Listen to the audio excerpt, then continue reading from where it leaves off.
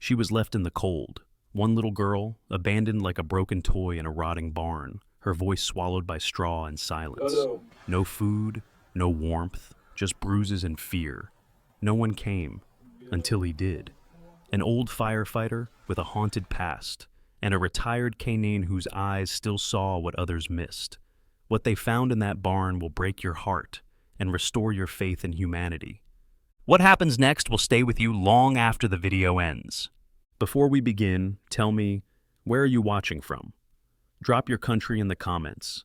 And if you believe every child deserves to be found, if you believe in the healing power of love and dogs, hit that subscribe button.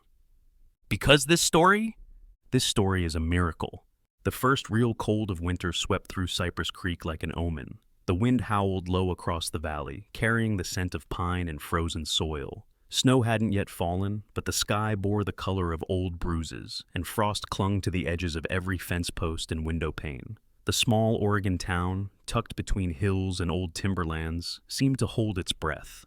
Inside a weathered farmhouse at the edge of Thornberry Road, Henry Whitaker adjusted the glass casing of a dusty lantern, hanging from a wooden beam above his kitchen table. The light flickered, then steadied. As he stepped down the old stepladder, something slipped from behind the beam and fluttered to the floor, an old photograph.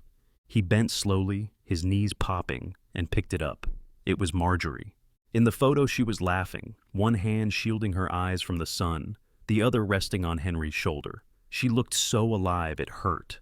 Henry stood there, staring for a moment too long, then sighed deeply. His breath fogged in the chilly room. Despite the fire crackling in the hearth, the house felt colder somehow. The silence pressed in like snow against a window pane, soft but heavy. He slid the photo into the drawer beside the sink, fingers lingering on the worn wood before turning away. From the front room, a soft chuff sounded, low and insistent. Ranger. The German shepherd sat by the front door, ears forward, eyes locked, through the frosted window. He was 10 now, his black and tan coat tinged with gray at the muzzle and hips. Though his gait had slowed with age, there was nothing dull about those amber eyes. They were the eyes of a sentinel, always watching, always calculating. Henry walked over and rubbed the top of Ranger's head. "What is it this time?" he asked, though he already had a guess. Ranger didn't look away. His focus was trained toward the pasture outside, more specifically, the old barn. The structure stood about 100 yards from the house, tucked behind a cluster of bare trees. It had been unused for years, not since Marjorie passed, and Henry let the last of the horses go. Still, for the past few nights, Ranger had taken a strange interest in it, sitting by the window, watching, waiting. Henry narrowed his eyes. "There's nothing out there, boy." But the knot in his gut told him otherwise. He sat on the armchair by the fire, wrapping an old wool blanket around his legs.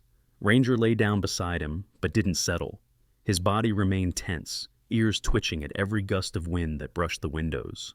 Henry stared into the flames, letting the memory of Ranger's name drift back to him. 7 years ago, in the charred ruins of a Montana forest, Henry and Ranger had been part of a volunteer rescue mission, searching for a boy lost during the wildfire. The smoke was thick, visibility near zero, and most thought that the child hadn't survived. But Ranger had pulled free of Henry's grip, leapt a fence, and disappeared into the trees. They found him an hour later, standing over the boy, alive but barely, unconscious near a scorched ravine. From that day on, Henry had called him Ranger, not just a dog, a guardian. Now, as the wind outside picked up, Henry felt the same tension return, the sense that Ranger's instincts were tapping into something unseen. The old dog stood again, moved to the window, and let out a soft, warning whine. Henry stood, pulled on his jacket, and joined him. Through the pane, he saw the barn, its red paint faded to rust, its roof sagging slightly under years of weather. In the gray twilight, it looked like a forgotten ghost on the landscape. Ranger let out a quiet growl deep in his throat. Henry's jaw clenched. He didn't know what it was, but something wasn't right, and Ranger never growled without a reason. The barn door moaned open on rusted hinges as the wind howled behind them, a cold hand at their backs.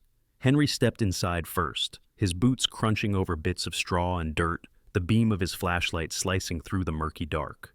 Ranger followed close behind, every muscle taut, his ears pricked forward and his tail low. The air inside was thick with mildew and dust. and something else, a faint scent, human but small, laced with cold and fear. Henry's breath came in short clouds as he swept the light across the cluttered interior. Broken tools leaned drunkenly against warped walls. A shattered wheelbarrow lay forgotten in the corner. Ropes, harnesses, and grain sacks hung from rusted hooks like silent ghosts. "Nothing here," he muttered. But Ranger didn't stop. His nose lowered to the dirt floor, following a scent path invisible to Henry. The old dog padded slowly toward a stack of half-rotted hay bales, pushed against the far back wall, nose twitching, breath steady. Then he stopped. His body went stiff, one paw raised, tail frozen. Henry raised the flashlight, heart tightening. Behind the bales, tucked almost entirely beneath a faded horse blanket and a collapsed wooden crate, was a small, shivering figure. He dropped to one knee. God Almighty! She couldn't have been more than 6 or 7 years old. Her knees were curled to her chest, thin arms hugging them tight. Her dress, a pale floral print now stained with mud and hay, hung off her bony shoulders like it belonged to another child entirely. Her feet were bare, blistered and scratched. Her hair was long, tangled, and matted with straw, partly covering her dirt-smudged face. Her eyes cracked open as the light touched her. Big, brown, glassy with exhaustion and terror. She didn't scream, she didn't move. She simply stared up at Henry like someone too far gone to be startled anymore. Henry felt the weight of it hit his chest, a sharp, unrelenting ache. "Hey," he said softly, his voice caught between gravel and grief. "It's okay. You're safe now." She blinked, slow and unfocused. "I'm not gonna hurt you. I promise." Behind him, Ranger let out a low whine and stepped forward, nose brushing the edge of the blanket. The girl's eyes tracked the movement. For a moment, she flinched slightly, but when Ranger gently placed his paw on the straw beside her, she didn't pull away. Henry eased closer. "Can you move, sweetheart?" he asked, kneeling beside her. "Can you tell me your name?" Her lips parted, but no words came out, just a small sound, a ghost of a breath. She tried to shift but collapsed against the hay. "All right, okay," Henry said, reaching forward and carefully scooping her into his arms. She was frighteningly light, her limbs limp, her skin cold to the touch. As he lifted her, he noticed something glinting against her chest. Beneath the torn neckline of the dress was a necklace, a cheap silver chain holding a small heart-shaped pendant. Etched on it, crudely but clearly, was the name Gracie. Henry swallowed hard. As he turned to carry her out, he felt something crinkle beneath her weight. Gently shifting her in his arms, he reached into the pocket of her dress and pulled out a folded scrap of notebook paper, damp and creased. He opened it under the flashlight's glow. Written in childish, shaky pencil was a single sentence. "Please, Daddy, come back." Henry stood frozen for a moment, throat tight. Then he moved. The wind met him at the barn door again, bitter and biting. He tucked the note into his coat pocket, wrapped his arms tighter around the girl, and began trudging back toward the house. Ranger padded beside him, close, protective, silent. The farmhouse lights glowed like a beacon in the growing dusk. Inside, Henry kicked the door open with his boot, headed straight for the living room, and laid Gracie gently on the couch. He threw another log on the fire, grabbed every blanket he could find, and covered her carefully. Her breathing was shallow but steady. Ranger lay beside the couch, his nose just inches from her dangling hand, his ears alert. As Henry knelt next to her, he looked at the child, this tiny, discarded human being, and then at the photo of Marjorie still tucked halfway out of the kitchen drawer. "I don't know who you are yet," he said softly, brushing a strand of hair from her face, "but you're not alone anymore." And for the first time in a long time, the warmth of the fire didn't feel quite so lonely. The farmhouse smelled of pine wood smoke and cocoa, 2 scents Henry hadn't let mingle under his roof in years.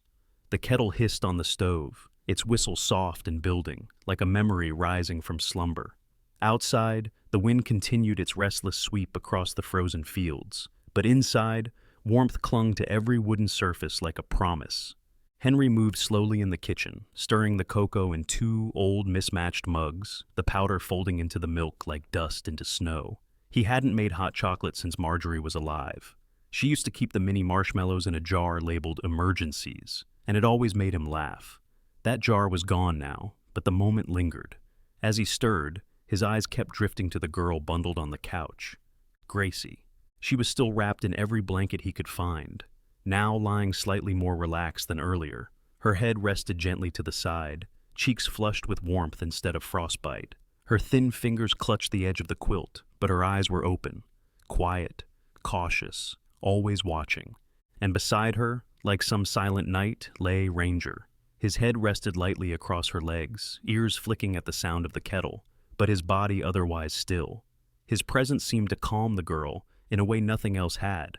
Occasionally, she reached out to touch his ear or stroke the fur behind his neck. She didn't speak, she just connected. Henry walked over and set one mug on the side table. "It's hot," he said gently, crouching beside her. "You can have some if you want." Gracie looked at him, but said nothing. He offered a small, tired smile. "I know it's been a lot. I won't ask too much right now." She blinked slowly, her voice barely above a whisper. "Are you the man in the picture?" Henry paused. "What picture, sweetheart?"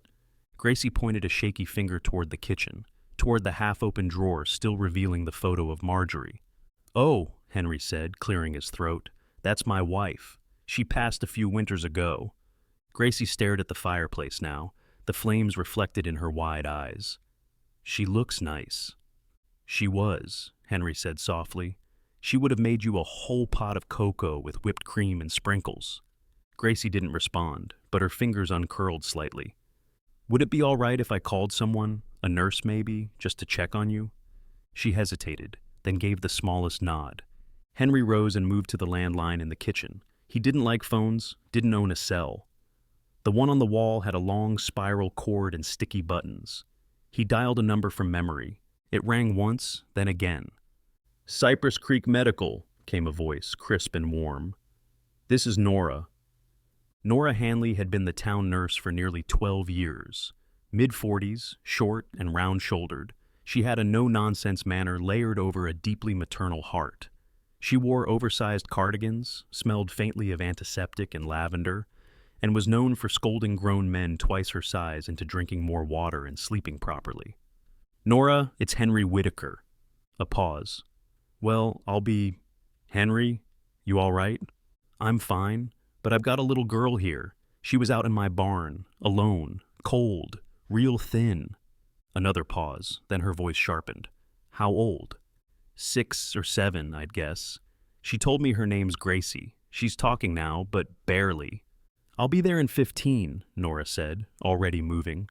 Henry hung up, exhaling slowly. He returned to the living room, sat back on the armchair, and stirred his own cocoa. Gracie hadn't touched hers yet, but she looked more at ease.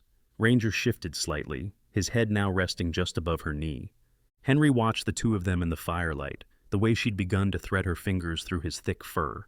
Something about it, something silent, spoke louder than words. A few minutes passed before Gracie spoke again. "She doesn't like me." Henry leaned forward. "Who?"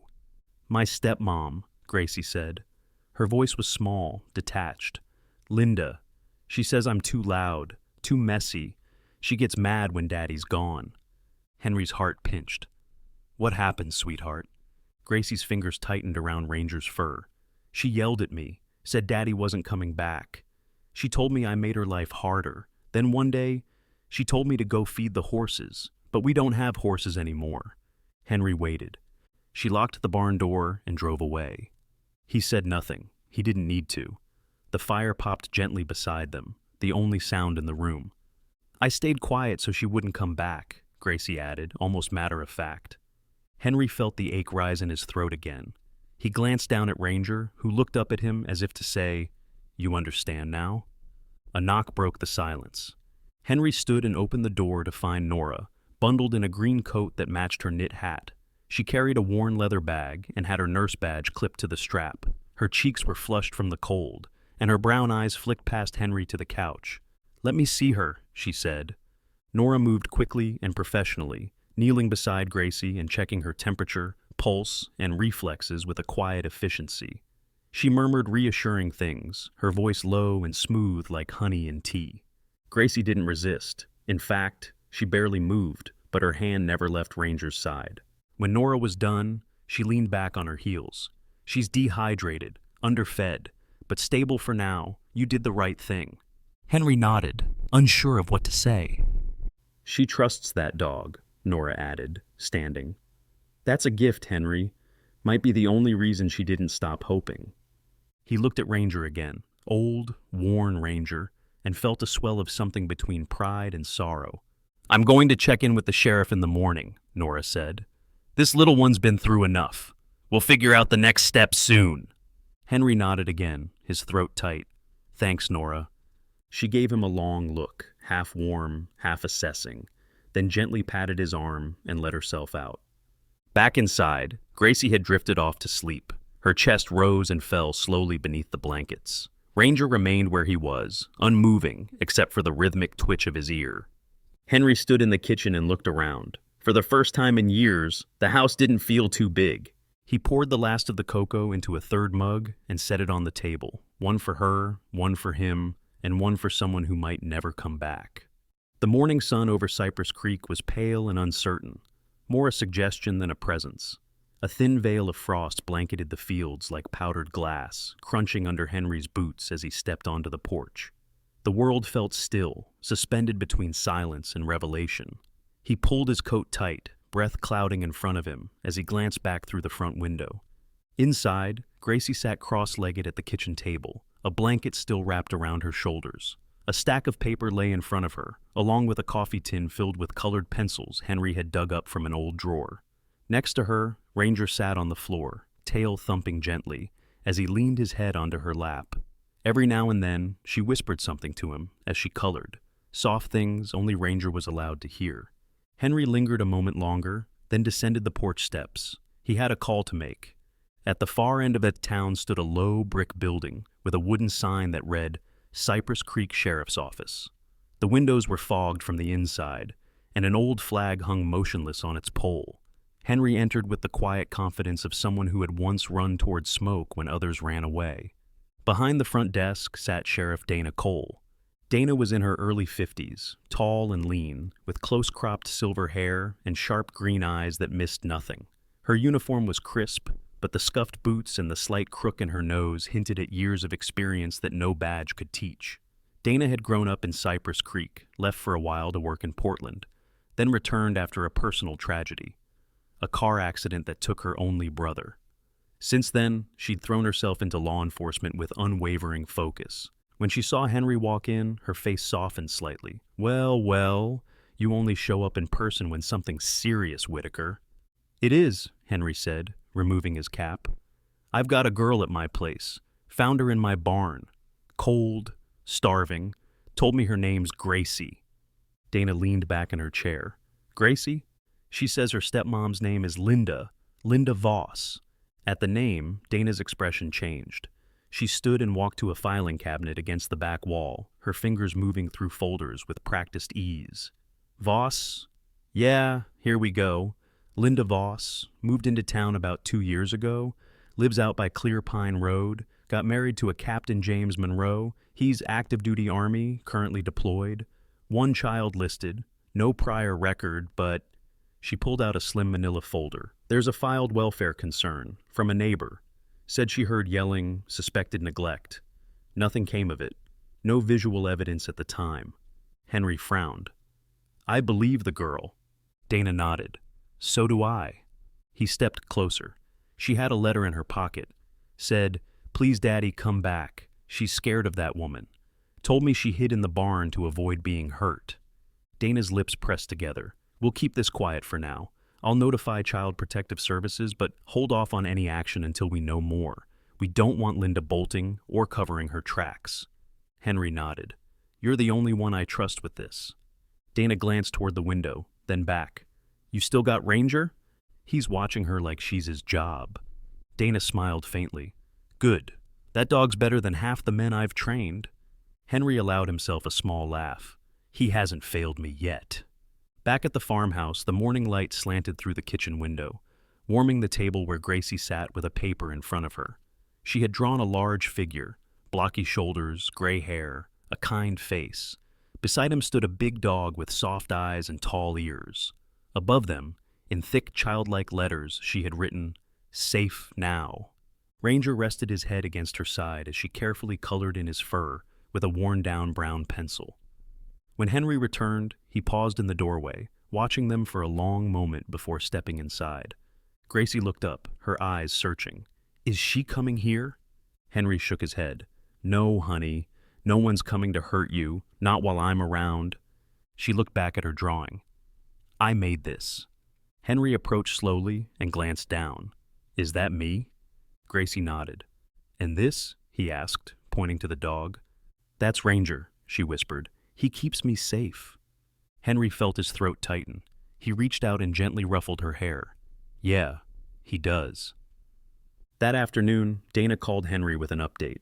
James Monroe's file is clean, multiple deployments, decorated, no complaints or records of domestic issues. But he's overseas, somewhere in Eastern Europe. We don't have direct contact with him, but I'll put in a request to Army Family Services. They'll know how to reach him. "Thanks, Dana." "One more thing," she added. "I pulled traffic camera logs near your road, caught a silver sedan driving past your property at 2:12 a.m. 2 nights ago. Plate matches a vehicle registered to Linda Voss." "So, she drove out, dropped the kid, and left." "Looks like it." Henry hung up the phone and walked to the front window. Outside, the wind had picked up again, brushing against the glass like a whisper. Behind him, Gracie was humming softly. An old lullaby, broken and unsure, but honest. And Ranger just sat there, watching the door, like always. The sky had shifted by afternoon, heavy with low clouds the color of old pewter. Cypress Creek was quiet beneath it, as if the town itself had paused to listen for what might come next. Inside the farmhouse, the fire had been restoked, and the living room was filled with the faint smell of burning oak, and something sweeter, cinnamon maybe, from the oatmeal cookies Henry had attempted and mostly failed to bake. At the kitchen table, Gracie sat in a thick knitted sweater Henry had dug out of an old cedar chest. It was too big for her, the sleeves nearly swallowing her hands, but she seemed to like it. She was humming to herself, bent over another drawing, this time of 3 stick figures, one tall, one medium-sized with a large dog, and a smaller one with long brown hair and pink shoes. Henry stood by the stove, sipping from a chipped mug and watching her with quiet thought. Something had changed in her over the last 24 hours. Nothing dramatic, just the smallest shift in posture. She still flinched when a floorboard creaked too loud, or when the kettle hissed too sharply, but her eyes were less fogged now, less hollow. Ranger lay nearby, belly flat to the floor, head on his paws, tail lazily swaying side to side. The red ribbon had just been tied around his neck, a wide, faded silk bow Gracie had found in a drawer, filled with old Christmas wrapping supplies. She had threaded it slowly and carefully, her tiny hands trembling not with fear, but with focus. "There," she'd said, tying it snug just under his collar. "Now he'll know it's you." Henry had watched, touched, and unsure what to say. "Who will?" "My daddy," Gracie said softly. "When he comes back, he'll see the ribbon and know you're the one who helped." Then, as if it were the most natural thing in the world, she'd leaned forward and kissed Ranger right on his cold, wet nose. Ranger had responded by licking her cheek with such gentle affection that it startled a giggle out of her, small and shy, but real. Now, as she finished her drawing, Henry walked to the old sideboard where the landline phone sat. He picked up the receiver and dialed a number he hadn't used in years. It rang twice before a woman's voice answered, warm and efficient. "Monroe Family Services, this is Elise." "Elise, it's your Uncle Henry." There was a pause, then a spark of joy. "Uncle Henry, you never call." I know. I need a favor." Elise Monroe was Henry's niece, a 34-year-old military family liaison based out of Fort Lewis. She had auburn hair always pulled into a tight ponytail, freckled cheeks, and an unstoppable sense of order. Driven but kind, Elise had joined the service support branch after losing her fiancé during deployment overseas. She poured her grief into helping others find their way back to family, and few were better at tracing the untraceable. Henry gave her the rundown: Gracie, the barn, the stepmother, the necklace with the name, and the letter. Elise didn't interrupt. When he finished, she simply said, "Do you have a photo?" "Yeah," he said, glancing at Gracie. "I'll send one now." He used the landline's outdated scanner and email combo, a clunky, aging system that took longer than it should. But eventually, he sent a picture of Gracie sitting at the table with Ranger, the ribbon clear and bold beneath his chin. "I'll run this through the Army Dependent Registry," Elise said. "James Monroe, the name sounds familiar, but we've got hundreds of Monroes. If she's listed as a dependent, I'll find her." "You're the best, kid." "Tell Ranger I said hi." Henry smiled faintly. "He's wearing a bow now, real handsome." "Of course he is." As he hung up, he turned back to the table. Gracie was staring at the fire now, her drawing folded neatly beside her. She glanced at him as he approached. "Did you tell someone?" "I did. My niece Elise. She helps military families find each other." Gracie's hands tightened around the edge of the sweater. "What if he doesn't remember me?" Henry crouched down beside her. "He will, Gracie. Fathers don't forget their daughters. Not really." She looked away. "It's been a long time. Linda said he wouldn't come back." "Well, Linda was wrong about a lot of things." Gracie didn't answer, but her lip quivered for a moment before she swallowed hard and nodded. Henry reached over and tugged gently at Ranger's red bow. "You've got a job to do, buddy. Make sure this little girl never feels forgotten again." Ranger lifted his head slightly, then rested his chin on Gracie's lap with a soft grunt that made her smile. Later that evening, Henry returned to the scanner and printed out the photo Elise had received. He pinned it to the fridge, just above Marjorie's old recipe for apple cobbler. 3 figures, 1 girl, 1 man, 1 dog. Underneath, in Gracie's handwriting, "Waiting for Daddy." The wind carried the scent of snow across Cypress Creek, and the air had the heaviness that came before a storm. The sky had turned the color of old pewter again, low and brooding, as if it too was waiting. Inside the small medical clinic near the edge of town, just 3 rooms and a front desk lit by a buzzing ceiling light, time moved differently. It was quiet, reverent, holding its breath for what was coming. In the far corner of room 2, Gracie lay asleep on the small patient cot, curled beneath a faded fleece blanket with cartoon owls on it. Her hair was still tangled, but someone had brushed it a little, and her cheeks held more color now. One of her hands was buried in the thick fur of Ranger, who lay stretched beside the cot, his body pressed close, eyes half closed but alert. Every so often his ears twitched at the sound of footsteps down the hallway, but he didn't move. He had a job, and he would not fail it.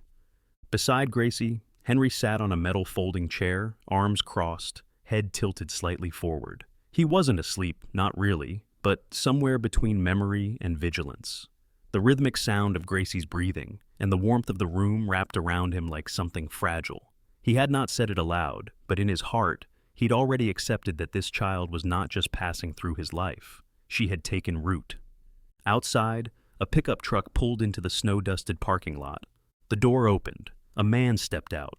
Captain James Monroe was 38 years old, with broad shoulders and a square jaw softened by fatigue. His uniform was still wrinkled from travel, the olive coat damp with melted snow. His boots, dusty and cracked, moved with hesitation toward the clinic door.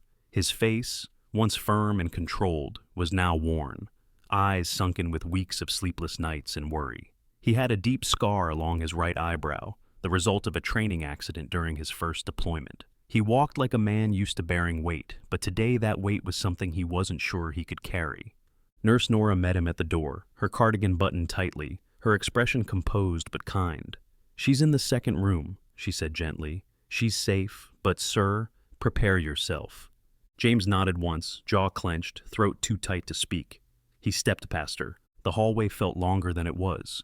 His boots made a dull sound on the linoleum floor. And then he was there. He paused in the doorway. The sight hit him like a blow to the chest. There she was, his little girl, the same one he'd tucked into bed with dinosaur pajamas and lullabies almost 200 days ago.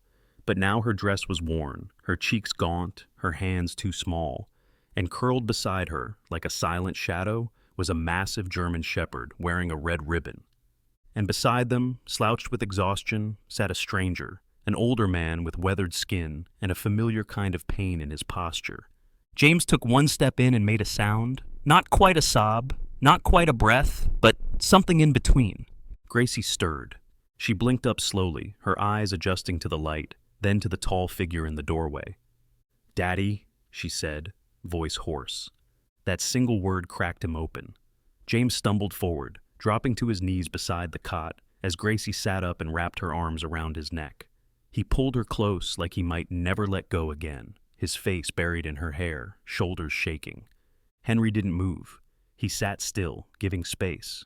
Ranger watched silently for a moment, then rose and stepped forward, sniffing the man's coat, sensing his tremble, and let out a low, soft bark. Not loud, not warning, confirmation. Henry finally stood and backed away toward the door, leaning quietly against the frame. His eyes met James's for the first time. They didn't speak. But in that moment, one man battered by war, another worn down by grief, they understood each other. Henry gave the smallest nod. James, still holding Gracie in one arm, gave one in return. Ranger sat down beside the bed again, close and proud. All was understood. The courtroom in Jackson County was modest. Wood-paneled walls, a slightly uneven floor, and an American flag faded by time and fluorescent lights. The heat from the radiators hummed in the background, as if the room itself were bracing for the weight of testimony. It wasn't a place for spectacles, just quiet reckonings. On this particular morning, however, every seat on the public bench was filled. Locals, reporters, and curious strangers alike had come to witness the trial of Linda Voss, and to see the little girl who had survived her. At the center of it all sat Gracie Monroe, legs swinging slightly off the high seat beside the judge's bench, her small hands resting in her lap. She wore a clean navy cardigan over a white dress, and her hair had been brushed into soft braids. But what steadied her most wasn't the outfit or the adults surrounding her. It was Ranger, lying like a statue at her feet. The aging German shepherd wore no leash, just the same faded red ribbon tied neatly around his neck. His head rested gently on his front paws, his eyes alert but calm, watching every motion in the room. Each time Gracie shifted nervously in her chair, his tail gave a single quiet wag. It was enough. Next to Gracie sat Ms. Claire Danforth, the child services counselor assigned to her case. Claire was a slender woman in her late 40s, with chestnut hair streaked with silver, and the kind of voice that made children lean in, not away. She had a quiet, precise energy, a woman who'd built her life around mending things broken by the world. Her calm presence was a silent shield as Gracie prepared to speak. Judge Whitman presided from the bench, a balding man in his 60s with reading glasses perpetually perched on the tip of his nose, and a reputation for balanced judgment. His robes were always slightly wrinkled, but his mind was sharp, and today his tone was graver than usual. On the defendant's side sat Linda Voss. She was striking, as always, tall and blonde, her hair pulled back into a sleek chignon. Her beige cashmere turtleneck and designer coat were carefully chosen, her makeup understated but flawless. Yet her eyes, a pale blue, were cold and restless. She barely glanced at Gracie. Her lawyer, a thin man with tired eyes named Mr. Blake, had tried to soften her image, but even the jury seemed skeptical of the woman's emotionless posture. Henry sat near the witness box, his brown flannel jacket clean and pressed, hands folded neatly in his lap. He looked older today, still strong, but as if the responsibility of the last few weeks had settled into his shoulders. When his name was called, he stood slowly and walked to the front with the same quiet dignity that had carried him through burning buildings and sleepless nights. "I found Gracie in my barn," he said, voice steady, "cold, alone. She couldn't even speak. That's not something a child chooses. That's something done to her." He spoke plainly, giving the court the facts, the timeline, the condition Gracie was in, the letter found in her pocket. The room hung on every word. When he spoke about Ranger's refusal to leave the barn for days until he was finally allowed to search it, someone on the public bench wiped their eyes. Claire stood next, guiding Gracie gently through her statement. Gracie's voice was quiet at first, but not shaky. She spoke of the yelling, the locked doors, the nights without dinner. She didn't cry, though a tremble moved through her hands when she said, "I hid in the barn because I didn't want to be hit again." Ranger lifted his head briefly, then laid it back down. One of the reporters scribbled something on their notepad. That afternoon, it would become the headline across Oregon's local news. "The Girl and Her Dog, How a Silent Witness Helped Expose the Truth." When Linda's lawyer tried to cross-examine, Judge Whitman cut him short. "We will not badger a child, Mr. Blake. Sit down." In her final statement, Claire added, "Gracie may be small, but her voice today is a powerful act of courage, and she is not alone. That dog beside her, he never left her side, and neither will we. As the trial came to a close, Judge Whitman turned his attention to the room. We see far too many cases where neglect goes unnoticed, where cruelty is hidden behind closed doors. But in this case, the silence was broken, not just by the words of a brave child, but by a dog who refused to give up. Ranger, in this courtroom and in this town, you are more than a pet. You are, as the papers say, the guardian of Cypress Creek. The courtroom applauded quietly, not loudly, but with reverence. Ranger wagged his tail once and blinked. Linda Voss was found guilty on multiple counts of child endangerment and neglect. She was sentenced immediately and escorted out of the courtroom without a word. Outside, the snow had begun to fall again, thin and soft. Reporters gathered on the courthouse steps, but Henry shielded Gracie with his coat and led her away, Ranger trotting beside them, always a step behind, but always present. Justice had been served, and somewhere in the spaces between a girl's broken past and a man's quiet strength, something new had begun to grow. The first snow fell soft and slow, blanketing Cypress Creek in quiet white. Flakes drifted from the sky like feathers from a down pillow, settling on rooftops, fences, and pine branches, wrapping the world in stillness. But inside the little house on the edge of Hollow Pine Trail, there was nothing still about the morning. Laughter echoed from room to room, bouncing off freshly painted walls and the wide windows that framed the forest like a living mural. Gracie was in the living room, dressed in a red flannel dress and fuzzy socks with little bear ears. Her cheeks were pink from running back and forth with an armful of stuffed animals. Her brown hair was pulled into 2 loose pigtails, and bits of ribbon flopped with each step. "Ranger, come here," she called, dropping to her knees and holding up a plush dragon. "Meet Sir Snuggletooth." Ranger, now fully settled into his retirement, came padding in from the kitchen with the same deliberate, wise gait. At 11 years old, his body had slowed, but his spirit hadn't dulled one bit. His red ribbon had been replaced with a bright green scarf, crocheted by Gracie herself with help from the local librarian, and it suited him somehow.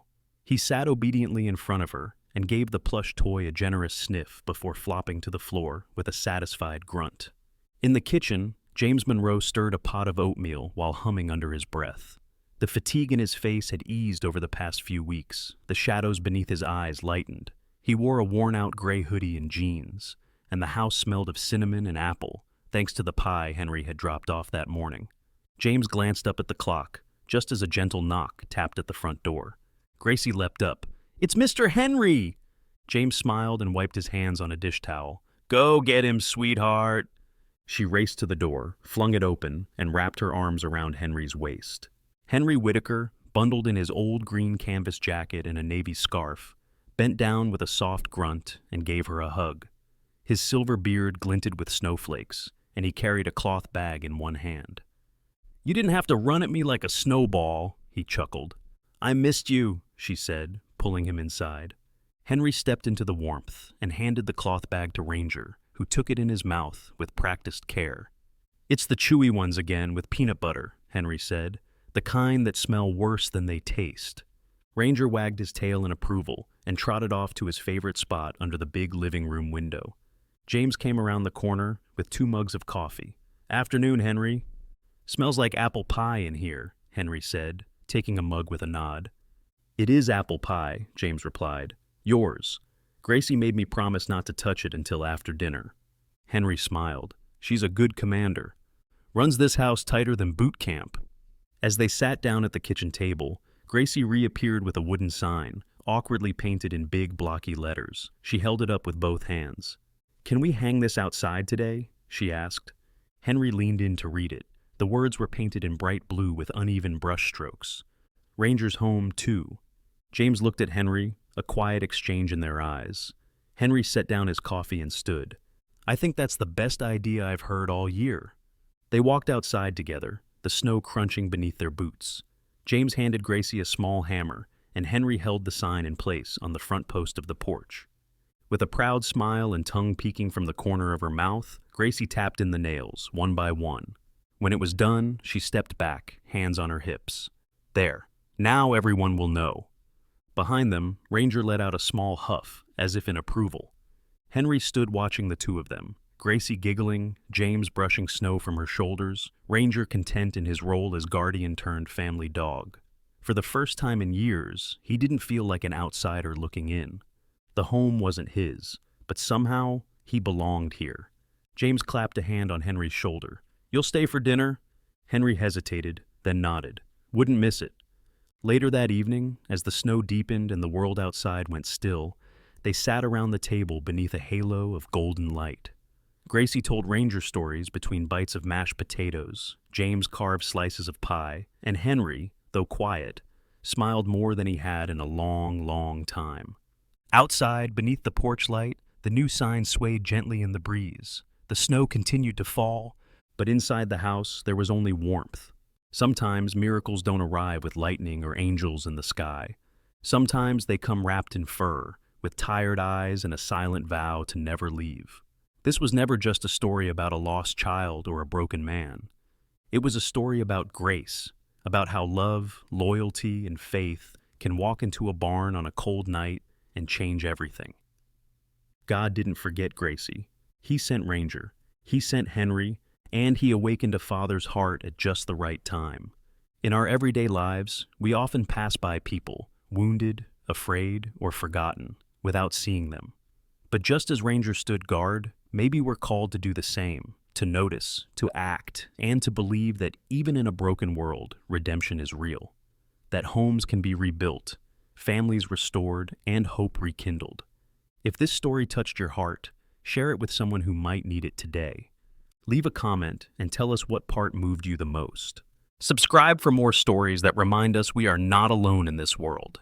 And if you believe that every soul deserves a second chance, just like Gracie, just like Henry, just like Ranger, type amen in the comments. May God bless you and all those you hold dear.